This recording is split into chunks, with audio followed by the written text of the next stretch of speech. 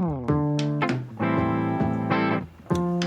are listening to Hypertension Resistant to Treatment, where you will get knowledge, training, resources, and support for better blood pressure control. If you are suffering with high blood pressure or blood pressure that is difficult to treat, this podcast is indeed for you. Here is your host, Dr. Tanya.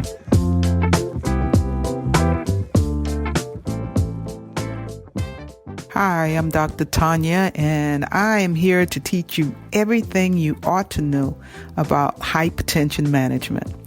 I am a clinical scientist, and I've done research over 10 years, and I've found some interesting things about hypertension and blood pressure control and medication taking behavior.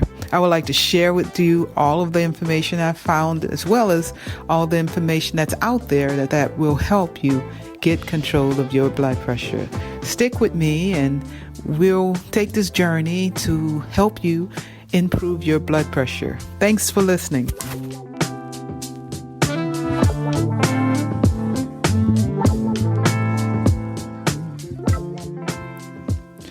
Let me tell you what everybody ought to know about hypertension. Everybody ought to know their 10-year cardiovascular disease risk score. Your 10-year cardiovascular disease risk score gives you an estimate of your chances of having a heart attack or a stroke within the next 10 years. It is easy to calculate your 10-year cardiovascular disease risk score using an app from the App Store.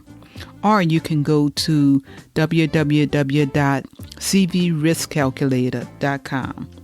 This risk score has been around since the 1960s, and it has recently been revised in order to provide a risk calculation for the general population.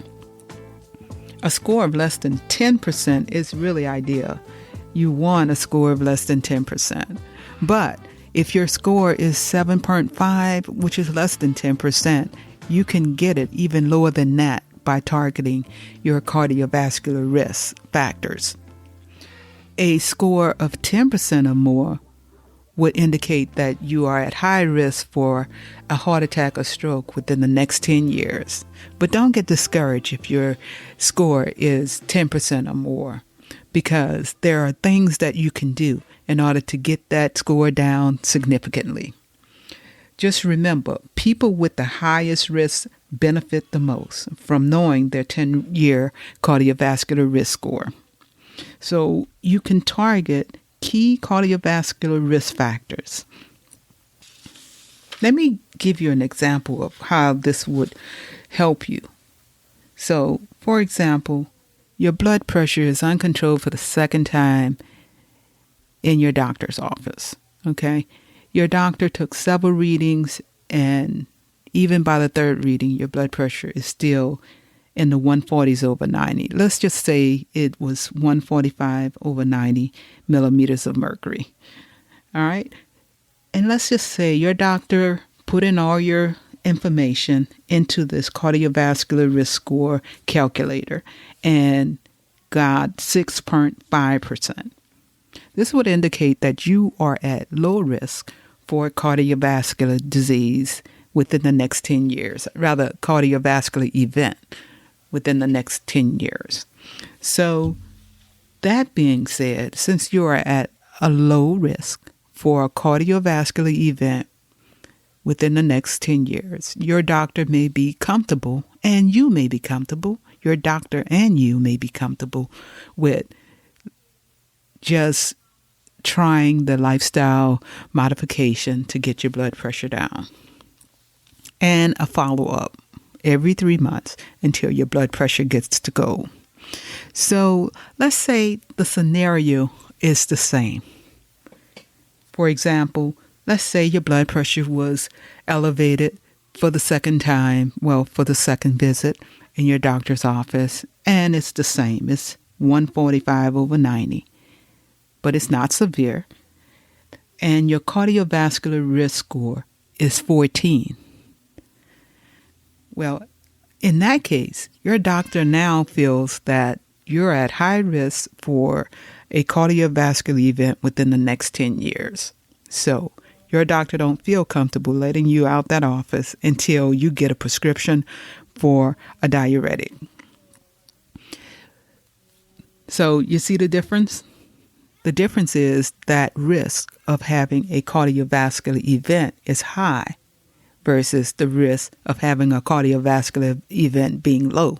So your doctor will do some different things or be more aggressive if your risk is high than if your risk was low. So knowing that, you can make informed decisions about what you are willing to do about your blood pressure or what you are willing to do about your cholesterol. Now, if your cholesterol is elevated and your cardiovascular risk score is high, you might just want to get that statin.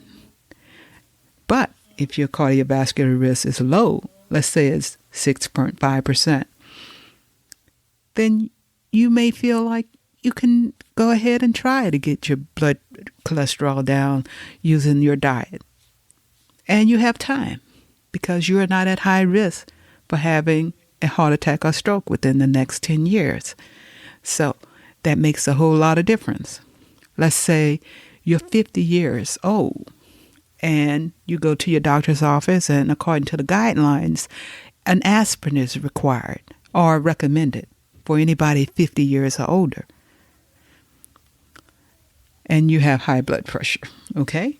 So, but if your cardiovascular risk assessment based on this 10-year cardiovascular disease risk score is 2.5, or let's just go with the 6.5, you're at low risk for cardiovascular events.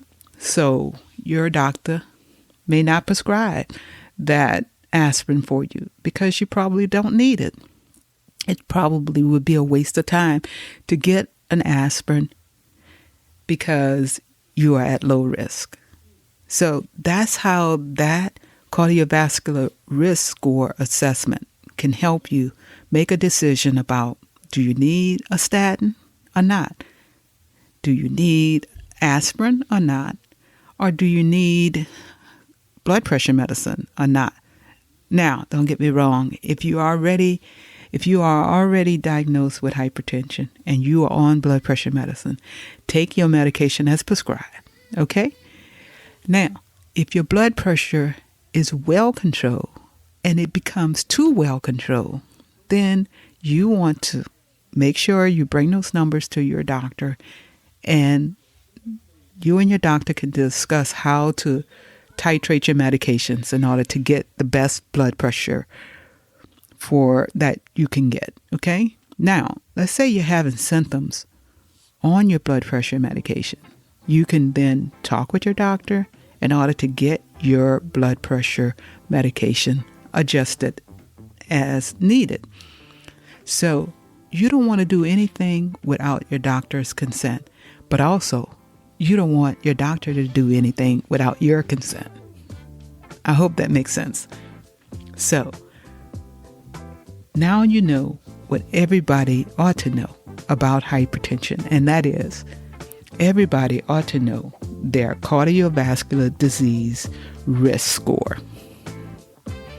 Stay tuned to the next Hypertension Resistant to Treatment, when I will talk about home blood pressure monitoring target goal and a office blood pressure monitoring target goal, and why are they different. Thanks for listening.